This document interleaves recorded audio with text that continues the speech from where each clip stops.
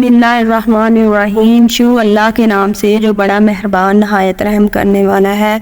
अस्सलामु अलैकुम वरहमतुल्लाहि वबरकातुहू। मेरे प्यारे नाज़रीन, आज मैं आपको एक अक्लमंद बादशाह और इसके वज़ीर की कहानी सुनाने जा रही हूँ।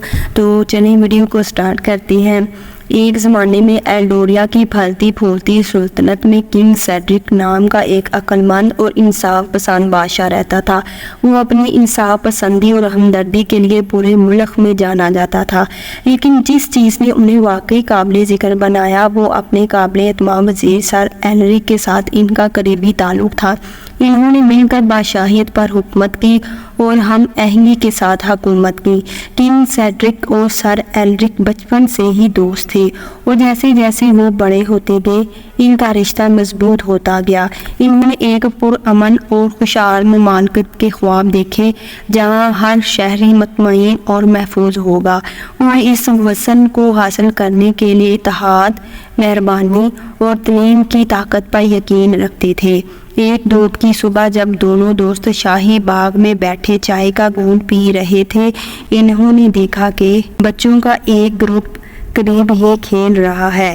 किंग सेड्रिक ने सोचे समझे लहजे में सर एलरिक की तरफ रुख किया और कहा, मेरे प्यारे दोस्त, मेरा एक ख्वाब है। मैं इन बच्चों के लिए एक स्कूल बनाना चाहता हूँ, ऐसी जगह जहाँ वो सीख सके और बड़े होकर एल्डोरिया के ज़िम्मेदार शहरी बन सके।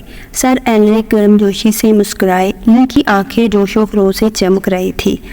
महाराज, ये एक शानदार ख्याल है। तलीम हमारी मुमालकत के रोशन मुस्तकबिल की कलीद है।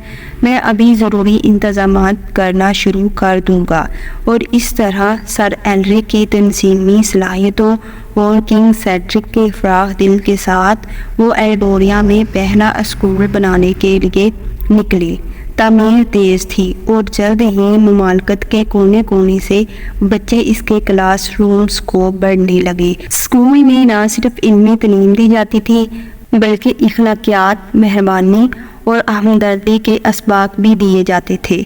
जैसे जैसे साल गुजरते गए एल्डोरिया तरक्की करता गया। जराइम की शरह में कमी आई और लोग हम आहंगी से रहते थे।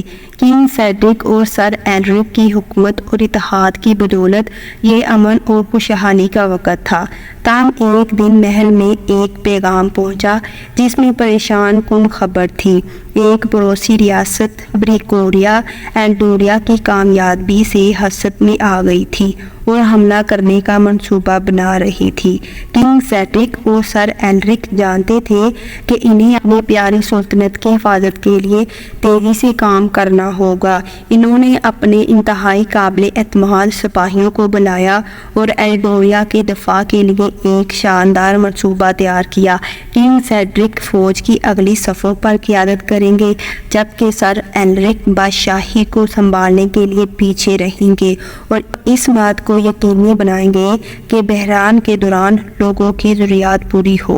जंग का दिन आ पहुंचा और एल्डोरिया के लोगों ने इनके बादशाह और इसकी फ़ौज को हमला आवरों का सामना करते हुए सांस भरकर देखा। जंग शदीद थी लेकिन किंग सेड्रिक की हुकूमत अमली की महारत और एल्डोरिया के सिपाहियों का अज़म गालिब रहा।